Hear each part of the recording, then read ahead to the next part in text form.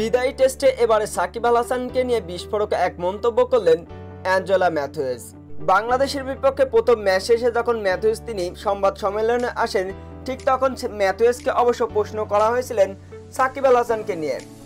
এমন প্রশ্নে ম্যাথুয়েজ অবশ্য সাংবাদিকদের উত্তর দিয়েছেন, আমার বড় একটা ইচ্ছা ছিল সাকিব আল হাসান আমার শেষ ম্যাচে থাকবে এবং সাকিব আল হাসানকে যে কোনোভাবে ড্রেসিং রুমে আটকে রাখবো এবং তাকে টাইম আউট করব।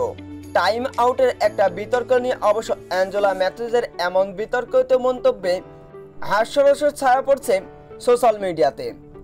অ্যাঞ্জেলা ম্যাথুয়েজ যদিও বা মজার ছলে এই কথাটি বলেছিলেন সাকিব আল হাসানকে নিয়ে।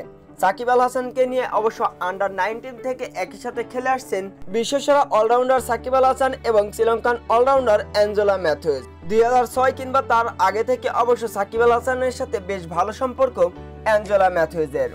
তবে টি-20 ওয়ার্ল্ড কাপে অবশ্য অ্যাঞ্জেলা ম্যাথুয়েজকে টাইম আউট করা নিয়ে অবশ্য বেশ বিতর্কিত পড়েছিল সাকিব আল হাসান। সাকিব আল হাসানকে নিয়ে অবশ্য মন ক্ষুণ্ণ হয়েছিল অ্যাঞ্জেলা ম্যাথুয়েজের। পরবর্তীতে আবারও অবশ্য একসাথে ম্যাচ খেলেছেন সাকিব আল হাসান এবং অ্যাঞ্জেলা ম্যাথুয়েজ। ভুলে গিয়েছেন অবশ্য তাদের এই দ্বন্দ্ব।